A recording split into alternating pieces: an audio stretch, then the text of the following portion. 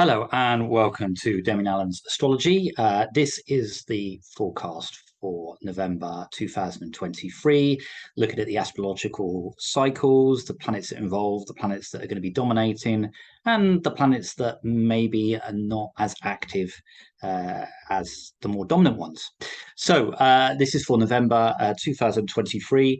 Let's just take a look at October that we've just come out of.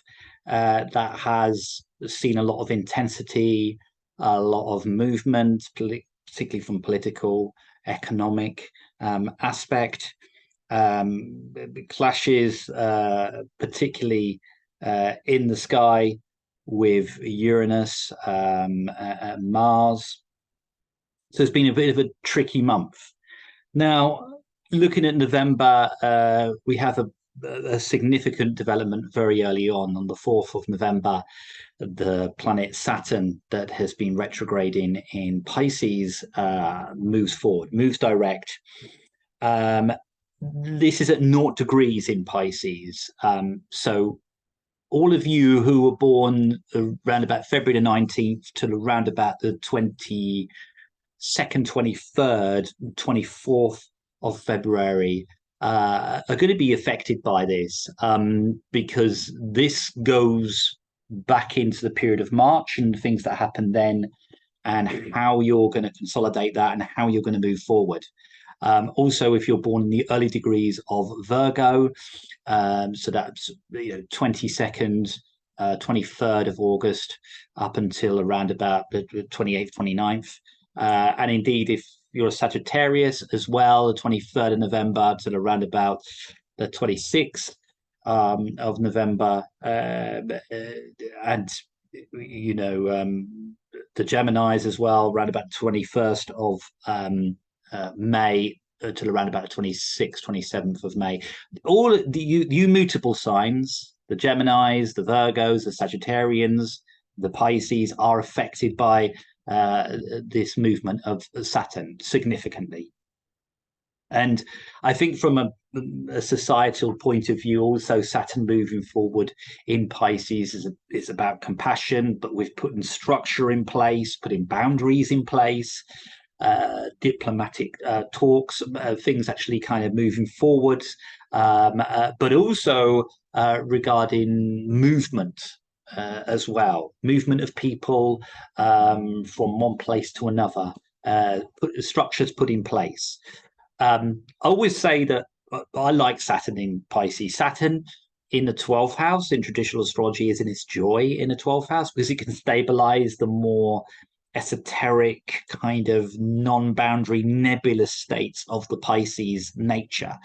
So I think this is quite good. And what we've seen since it's gone retrograde, Saturn, is we've started to kind of see things become, less clear in direction. That's been since the 17th of June of this year.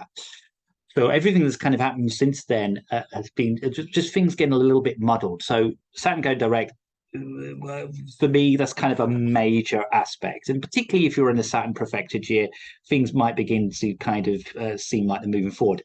The other societal planet, Jupiter, that's still going retrograde in Taurus. That sort of starts at 10 degrees and then ends at 7 degrees in Taurus. So if you're born around about the sort of the 28th, 29th of April and the 1st of May, then Jupiter is really kind of bearing down on you. There might be opportunities, and it's differentiating between the good opportunities and the ones that are just full of hot air. Mars is in Scorpio until around about the 25th. Mars is a traditional ruler in Scorpio, so it's very forthright, sometimes too forthright, too direct before it moves into Sagittarius at the end of the month. But obviously what's happening here is that it is forming an opposition with Uranus in Taurus and Jupiter, and Mars signifies action, assertiveness, aggression, war as well. With the unpredictable nature of Uranus making the opposition, I mean that is pretty significant. And I think the dates of the 12th till around about the 17th of November, high points. You've also got Jupiter in there magnifying stuff as well. So the polarity of Taurus and Scorpio are playing out a lot. Obviously, the sun is in Scorpio in the majority of the period in November. And so you've got accentuated, fixed energy, stubborn energy of the Taurus Scorpio playing out, obviously, politically as well. So then we've got the movement of Saturn in Pisces, we've suddenly got this very strong concoction of energies that are unpredictable, magnified, and impulsive as well. But impulsive within fixed signs means that when something is impulsive, it usually sticks to the plan. It's like, I've made a decision, this is what I'm doing. The repercussions of that, I don't care. I'm just going to do it anyway. So bear that in mind. And that, polarity between Taurus and Scorpio has played out for some time. Venus on around about the 8th, 9th moves into Libra, which in its rulership, it starts off in Virgo, which it's in its fall, not too happy. So the Venus starts, that'll be a little bit of saving grace here that takes us through November, particularly. And Mercury in Scorpio until the 11th, then goes into Sagittarius, which again is not too comfortable and it's a bit scattered. It's a bit visionary. We could do this, we could do that, but it nothing stays. So again, that also is going to square on that day, the 11th, 12th, with the Saturn. So again, that's going to create kind of instability. It's that middle part of November that's really difficult. I'm a bit kind of like, oh God, how's that going to play out? It just seems really as though things are just going to get a little bit out of hand and are very unpredictable. And what we've seen in October still plays out an awful lot in November. Neptune is going backwards, about 25, 24 degrees in Pisces. Pluto is moving forwards, 27 degrees in Capricorn it starts, and then it's 28 degrees at the end of the month. But yeah, the Mars Uranus with the Jupiter, that's the significant aspect. We've also got about the 13th, we've got a new moon at 20 degrees in Scorpio. Again, that middle part, it's challenging. And then we've got a full moon on the 27th at 4 degrees in Gemini. Yeah, that middle part.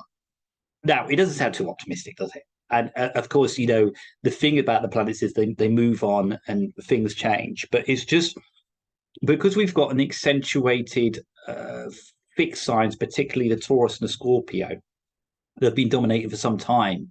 That's why it feels like nothing's actually changing, that things are just remaining the same, and that things are put forward, but nothing is really kind of making significant change.